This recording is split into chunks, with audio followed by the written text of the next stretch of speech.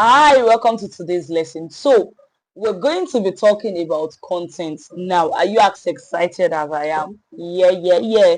So, let's get right into it. In this lesson, we'll be talking about introduction to content creation.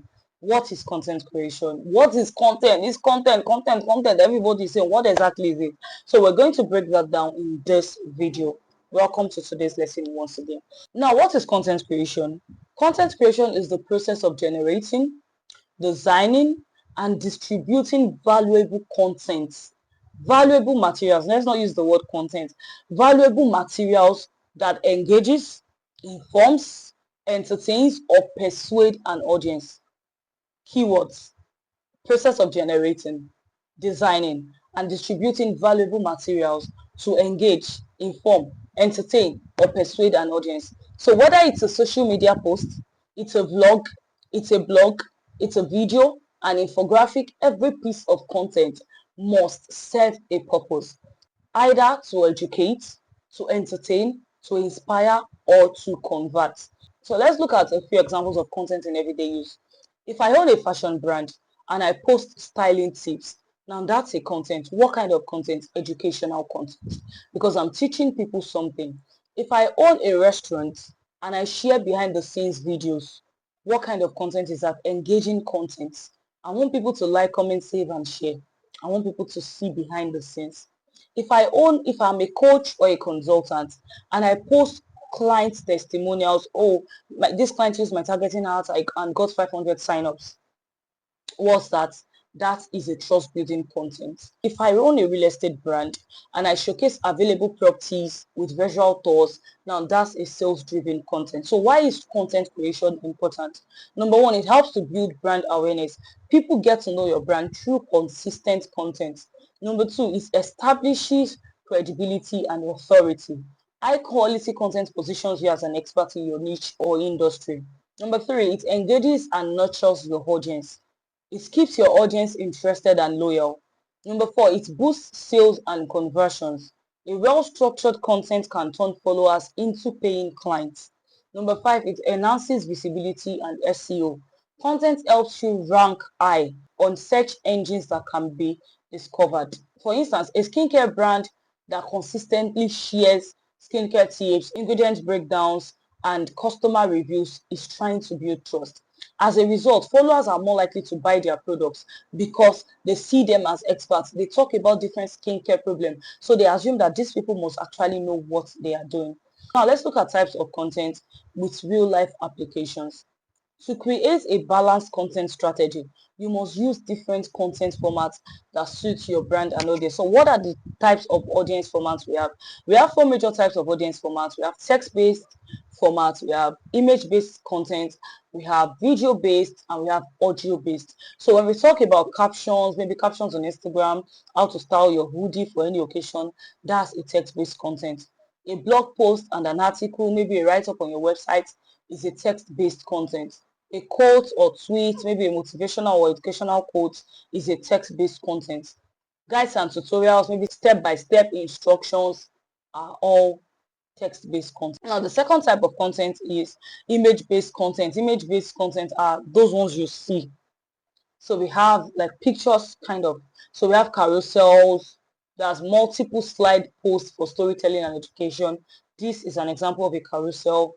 We have infographics, visually appealing statistics or breakdowns. We have memes and GIFs, fun and relatable content. We have product photos and flat lays, pictures that showcase products in a clean, aesthetic way. Those are product pictures and flat lays. Those are image-based content. The top type of content we have are video-based content. Now, under video-based content, we have short-form content, short-form videos that are Instagram videos, TikTok videos, YouTube shorts, maybe a day in the life of a social media manager, stuff like that are video-based content. We have long-form videos. For instance, this is a long-form videos, tutorials, YouTube tutorials, interviews, courses, and all of that are long-form videos. We have live videos, the behind the scenes, all those TikTok live, product launches, question and answer sessions. Then we have story-based content. Maybe when you do testimonials, you do vlogs, those are story-based videos. Case studies, they are story-based videos. Now, audio-based content, we have podcasts, Podcast, audio-based contents are necessarily contents where you don't show face and there's usually no captions there most of the times. It's just talking. So a podcast, voice notes, audio clips, and stuff like that will fall under audio-based content. So the best content strategy actually combines multiple formats to maximize reach and engagement. You can use text-based, you can use image-based, use audio-based at the same time for more reach and engagement. So I'm going to run you through the 6-step content creation process. We are just going to summarize it. There are different steps to content creation, but in this video, we're just going to look at 6 steps and summarize it to make it easy for you to start creating content right away. So let's talk about the 6-step content creation process. Creating great content actually requires planning and execution. So let's look at the structured approach to the content creation process. The first step is always research and ideation. Research is where you get to know what you want to actually post. You can do research by going to Instagram comment sections, watch other people videos, go to ChatGPT, know what the people you want to create content, your niche, your industry, know what kind of content happens there, what kind of content do people create there. That's what you do at the research and addition phase. So in this at this stage, you want to know who your audience are, their age, their interests, their pain points. You want to know what they need. What do they need? Is it entertaining content, educating content, or solutions driven content? You want to know what's trending, industry news, viral challenges. What are the things that people in your industry are currently posting? What are they currently doing? You want to know what's working, your competitors, what are they posting that is going viral? For instance, in the social media industry generally now, we know that carousels are going viral and carousels are doing well. So you want to focus on content like that. That's what you do at the research and ideation phase. You want to know what exactly you want to do, what kind of content do you want to put out. For instance, if you manage a food brand, you would want to research current food trends. What are the things? Oh, people are crazy about air fryers right now. People want healthy meal preps. That helps you create relevant content. Number 2 is planning and scripting. Planning and scripting is where you create a content calendar to stay consistent. You draft scripts or outlines for videos and long form content. For instance, this video I had to go through that process where I drafted scripts, and that's what I'm using to teach you right now. You also want to ensure that each piece of your content aligns with business goals. You are not just putting content that is not aligning with business goals. Step three will now be to go into the content creation proper and design. So you want to use tools like Canva if you're creating a carousel. You want to shoot your video if you're creating a video and edit on CapCut. You want to maybe use Photoshop for visuals. At this stage, you also want to ensure that your content is high quality and it aligns with the brand. You also want to keep your messaging clear and engaging. So the first step will be editing and refining. Now you've done your video, you've created your content. What you want to do is you want to edit, you want to remove unnecessary parts in your videos, you want to check for grammar, for clarity, for flow. You want to add captions, hashtags, or subtitles when necessary. Now the fifth thing you want to do is actually to publish and to promote. And at this stage, you want to post at the right time when your audience are active. You want to use engaging captions, engaging call to actions. You also want to cross promote across multiple platforms. You don't just want to post on one platform. You want to post on Instagram, TikTok, on Twitter, so that you're reaching much more audience. So the 6th step will be to track and optimize. At this point, you want to check, you've published, you've posted, you want to check what you posted. Is it doing well? Are people engaging on it? You want to use tools like Instagram Insights, Facebook Analytics, Google Analytics to track performance and what's not working. You want to adjust your content based on what's working best. So for instance, if you notice that a video is having much more engagement, 3 times more engagement than a static post, then you want to focus more on views, you want to focus more on videos. So what are the characteristics of high-performing content? What should every high-performing content have? Number 1, every high-performing content, every great content must have value and must be relevant. It must solve a problem or entertain. It must be valuable. Number 2, it must be engaging and shareable. It must be things that encourages people to like, to share, or to comment.